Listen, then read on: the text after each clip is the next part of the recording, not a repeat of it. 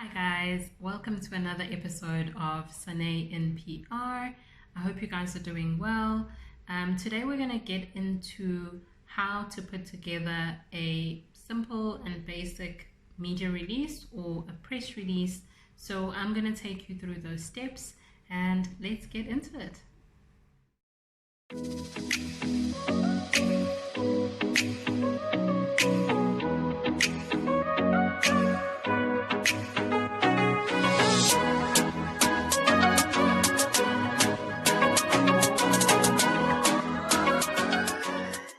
Before we get into how to write the press release, I just quickly want to take you through why you would need a press release. You would need a press release to make an announcement, to make a statement, to educate the target audience about something. So either the launch of a new vehicle or some changes to a company, or maybe the company is moving to a different location.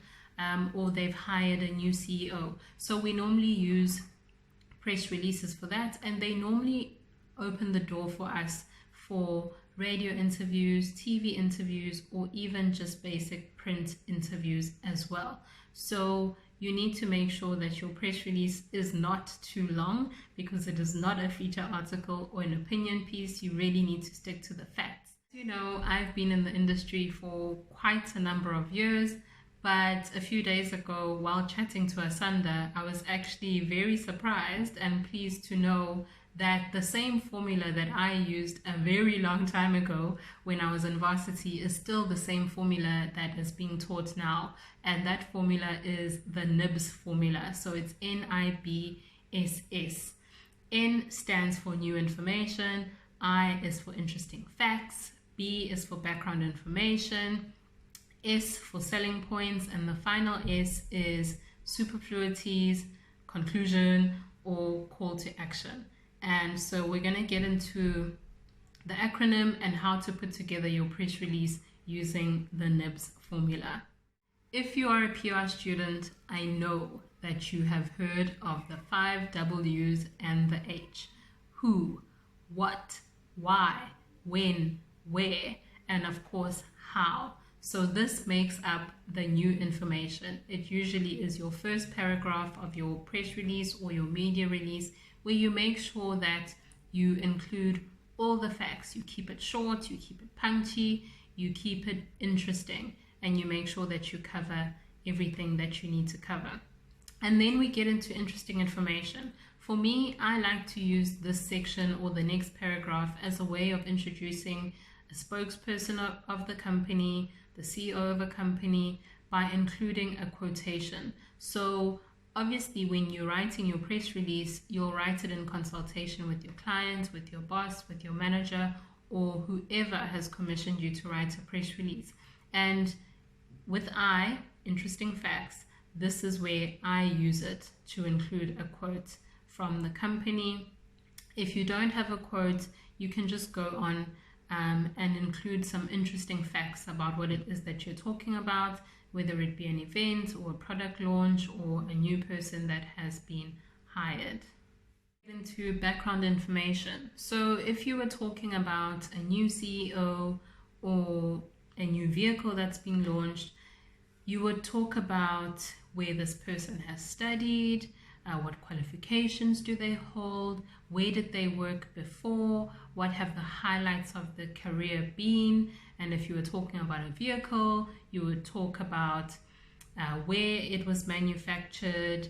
Is it the first in that series, or is it, number 5 in that series of vehicles? You can talk about when the first model of that vehicle was manufactured as well.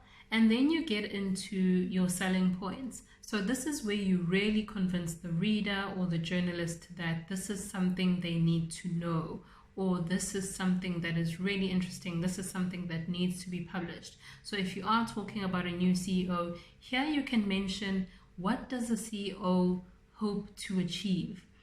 What changes will they bring? What improvements will they bring? How is the company going to change now that they're here? This is where you actually sell the person, and sell why this was such a good hire for that corporation. If it is about a vehicle, this is where you'd perhaps talk about the colors that are available. You know, is it available in metallic versus plain? This is where you really school the reader, school the journalist. You know, why should I be interested in the story? Why should I be interested in this vehicle? And then we get to the conclusion, the superfluities, or the call to action. Guys, you do not need to put any new information here. This is your closing sentence or 2 sentences where you are putting in a call to action, where you're wrapping things up.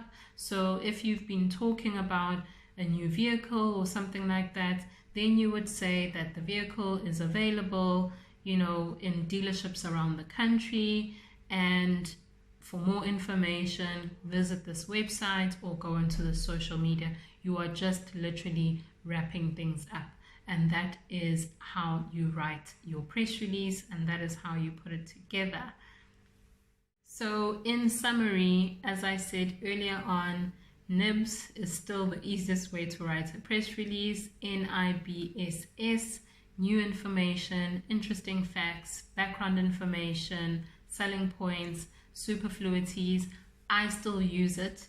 Asanda was very surprised the other day when she went through my stuff and she said, "Auntie, you still use NIBS?" And I do. I use it every time because I learned this 100 years ago and it still works. And I recommend that you guys use it as well and try it out. And good luck for your press releases that you're going to be writing. And remember that if you guys have any questions or there's anything that you want me to cover, you can include it in the comments section below.